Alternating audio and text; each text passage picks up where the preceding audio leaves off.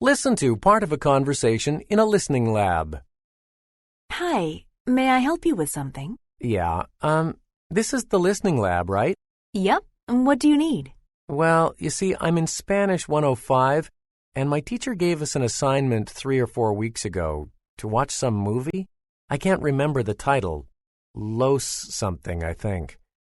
I know it's about, it's based on Mexican rituals. It sounds like what you're looking for is Los Ojos de Dios. Am I right? Wow, impressive. How did you know that? We've had quite a lot of students coming in this week to view it. Apparently, there is some test or something next week, right? Actually, the test is at the end of this week. That means I have only 3 days to watch the movie. We have to write an essay on the plot of the film. And the essay counts for, 1/3 of the grade. I'm really pushing the limits this time. Well, I'm afraid I have some unfortunate news. There is a problem with the TV VCR, so you won't be able to view any tapes today. It seems to have been eating all of the videos. What? That can't be. When will it be available again? We sent it in to the Technical Services Department earlier this afternoon, which means it should be back sometime tomorrow around, midday or so. We tried to fix it ourselves, but, we're just part-time workers, you know. So we don't really have the technical know-how to deal with that kind of thing. So then I can come in tomorrow afternoon or early evening and view the tape?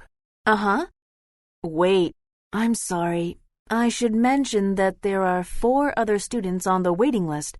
They will get first priority, so if they show up tomorrow, there may not be any time slots open. But you never know if the students will come or not. Either way, it may be worth checking back. Who knows, you might just get lucky. Okay, I'll try that. But just in case, are there any other possibilities? My test is in 3 days, and I absolutely must see this film to pass. What do you recommend that I do? Well, you have a couple of options. The first is to try your luck waiting around until the TV VCR is available. If it isn't back on time, well, that could present a problem. Another option is to see if it is at any of the local video stores. I mean, one of the rental shops has to have it. The only problem might be that other students got the same idea. And in that case, it might already be rented out. You could also look online to see if it's available for download. All right. Actually, one of my friends works at the rental shop down on Washington Street, so he might be able to help me out. If that doesn't work, I'll check online. I really appreciate your help and advice. No problem. I'm just doing my job. Now get ready to answer the questions. You may use your notes to help you answer. 1. Why does the student visit the listening lab?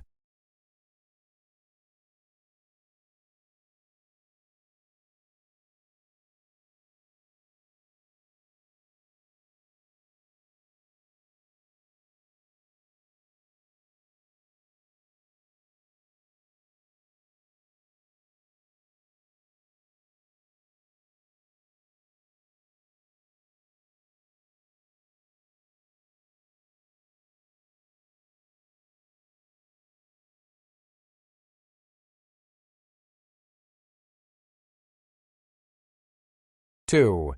What does the woman say about the TV VCR?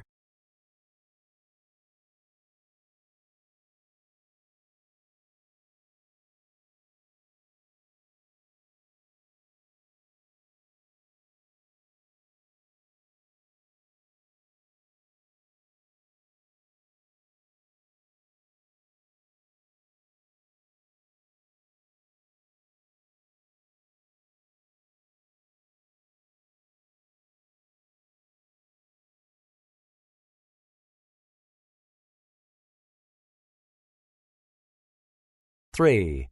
According to the conversation, what is a reason the listening lab staff had the VCR brought to the Technical Services Department?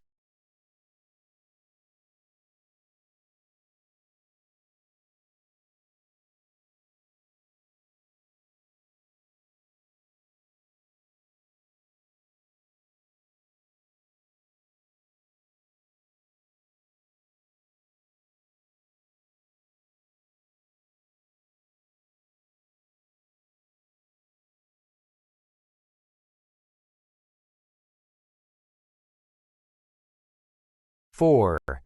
Why does the woman hesitate to give the man a time slot for the day after?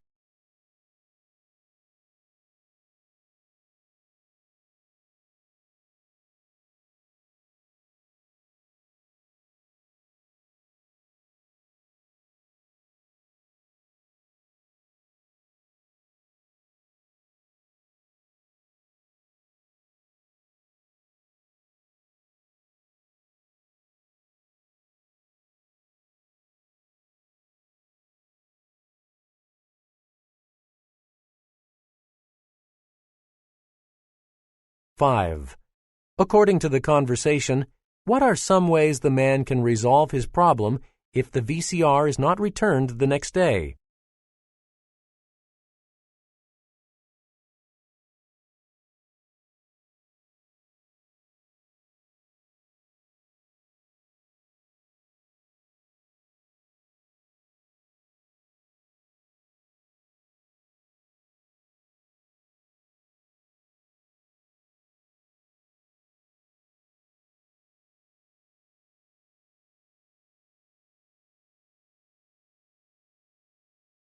Six to 11. Listen to part of a lecture on biology. In the last lecture, I talked about the various traits that allow animals, such as camels, to survive in desert ecosystems. For example, we discussed how they almost never perspire, even in high temperatures. This, ensures that they don't waste bodily fluids and increases the length of time they can go without water. Today's topic isn't too different. It's another reaction to environmental conditions, a certain type of response that's unique to only a few animals. In short, hibernation. Now, it's important that you don't confuse hibernation with dormancy. They are actually quite different. I'll give you a few examples to help clarify what I mean. So, when you think about hibernation, what's the prototypical animal you think of? Bears, right? So what do bears do during winter? Are they passed out in a cave for 4 or 5 months straight? Not exactly. Bears will get up occasionally, every few days or so, and they'll have a bite to eat, and they'll go to the bathroom and, oh yeah, the females will even give birth to their cubs. Also, a bear's temperature will only drop from around 38 degrees to about 34. This is too minor a change to be considered hibernation, so it's incorrect when people say that bears hibernate. They actually enter a state of dormancy, which is like very deep sleep. During this dormant period, bears are able to conserve energy because their heart rates are lowered and their metabolisms are suppressed. Also, reptiles like turtles and snakes, even though it seems like they hibernate, they don't. However, the reason that they cannot be considered hibernators is different from the one I gave for bears. You see, to hibernate, an animal needs to be able to control its body temperature. It's got to be warm-blooded. Snakes and turtles are cold-blooded, so their body temperature is determined by the environment around them. It fluctuates. Let's go back and compare the bear to an animal that really hibernates, like a squirrel. When the squirrel hibernates, even though it is a warm-blooded creature, its body temperature falls very low. In extremely cold climates, this means a squirrel's temperature might reach 1 or 2 degrees below freezing. Strangely enough, squirrels warm up during their hibernation every 15 or 20 days, usually staying awake for less than a day. And just like the bears, they'll go to the bathroom and maybe eat something. During hibernation, though, animals typically live off of their fat reserves. They'll eat and eat and eat as winter approaches, fatten up, and then burn the fat over the winter for energy to keep alive. Another big difference between deep sleepers, like the bear, and hibernators, like the squirrel, is their awareness when hibernating. If there's some sort of emergency, the bear can wake up immediately and respond. This is why bears are dangerous even when they're dormant. We know not to call it hibernation now, right? So don't mess around with them, because they can awaken very easily, and you don't want that. In contrast, the squirrel is dead to the world when it hibernates. It takes several hours for it to awaken when it goes through its occasional warming up phases. Now get ready to answer the questions. You may use your notes to help you answer. 6. What does the professor mainly discuss in the lecture?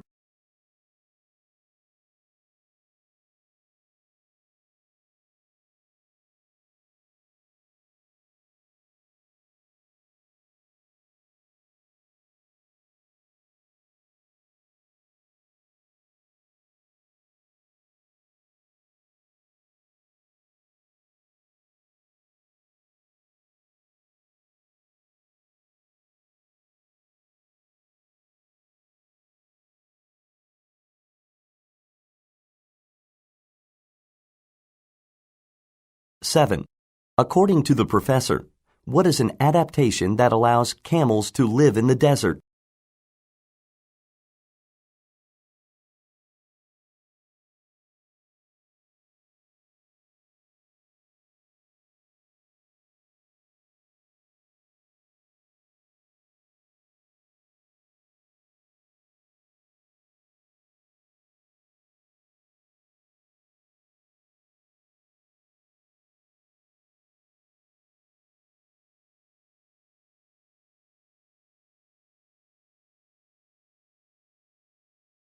Eight. According to the professor, how do dormant bears conserve energy?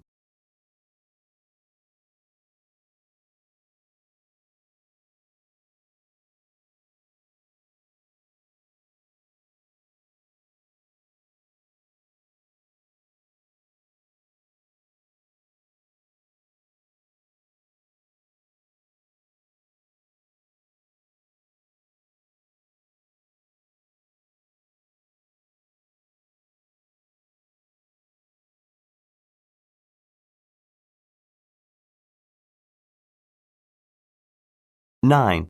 What does the professor say about snakes and turtles?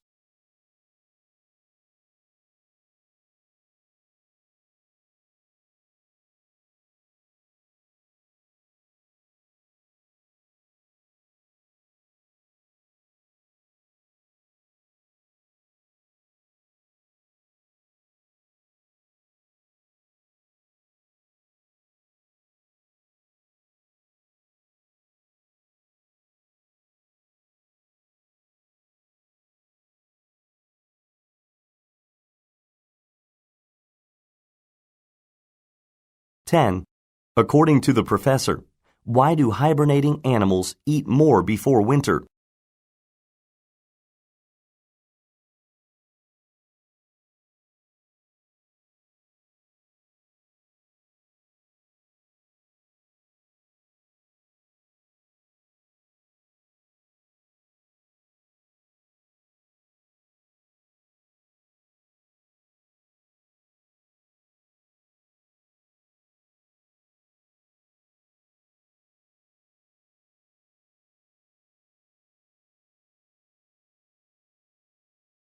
Eleven. What are two differences between dormancy and hibernation?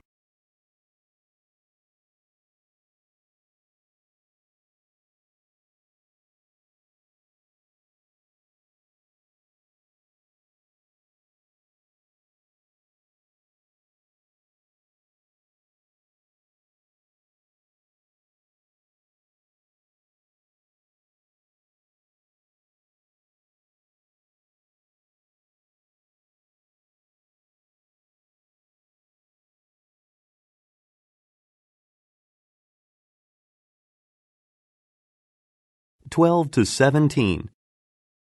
Listen to part of a lecture from an art history class. Okay. Until the end of the 15th century, all painters followed the same basic rules. They placed the main subject of the painting in the foreground, usually a person. The background included less important elements, decorative items like a vase of flowers, for example.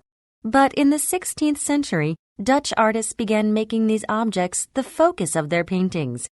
This new form of art was called still life. The rise of this style of painting occurred during a period of exploration in European history. Europeans took many voyages to Asia, Africa, and the Americas in the 16th century.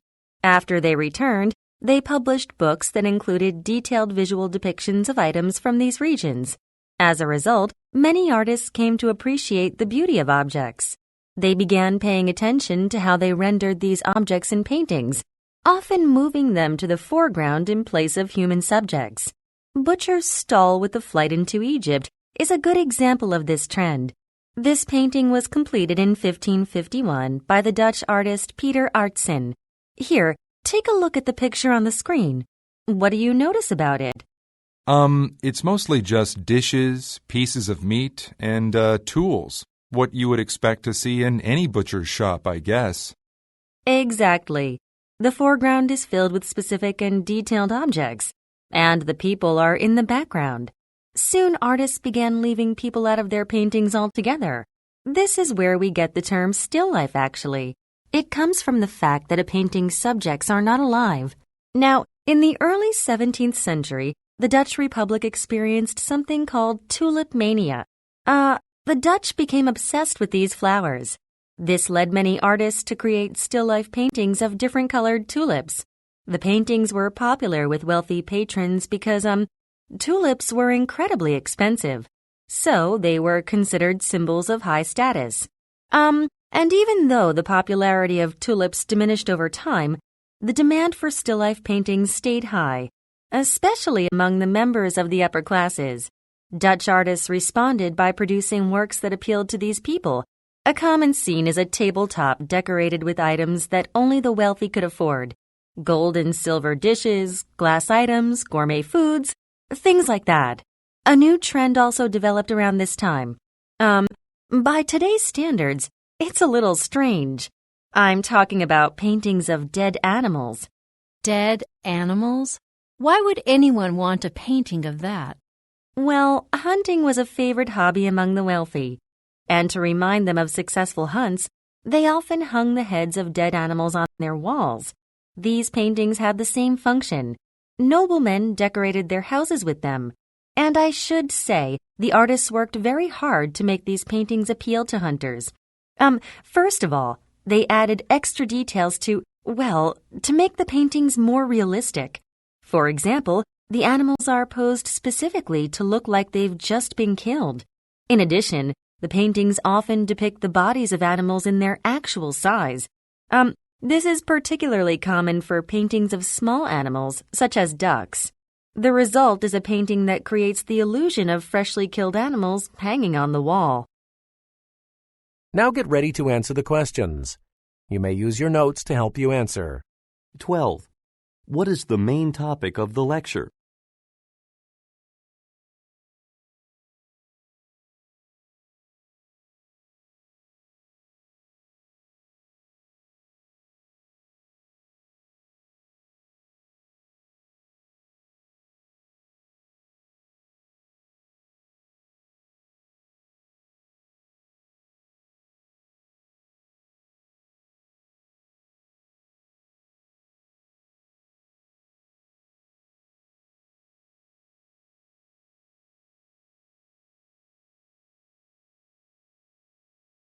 "13. What inspired many artists to focus on depicting objects?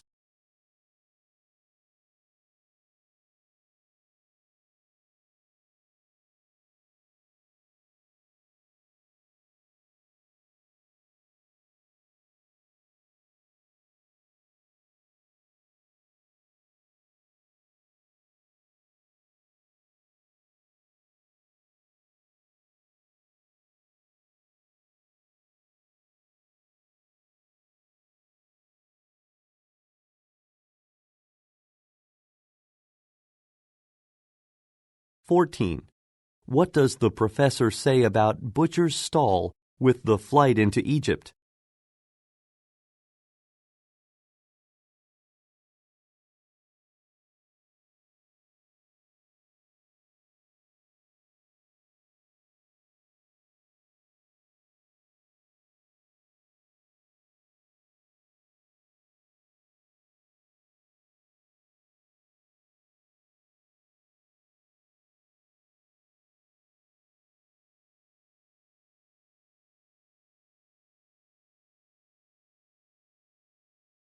"15.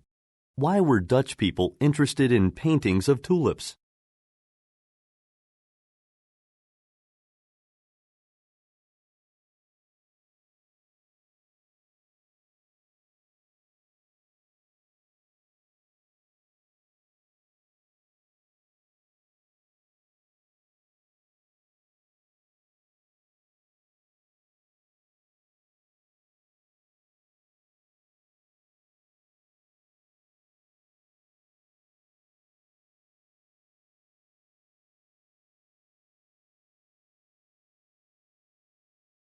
(16) What is a characteristic of the tabletop scenes painted by 17th century Dutch artists?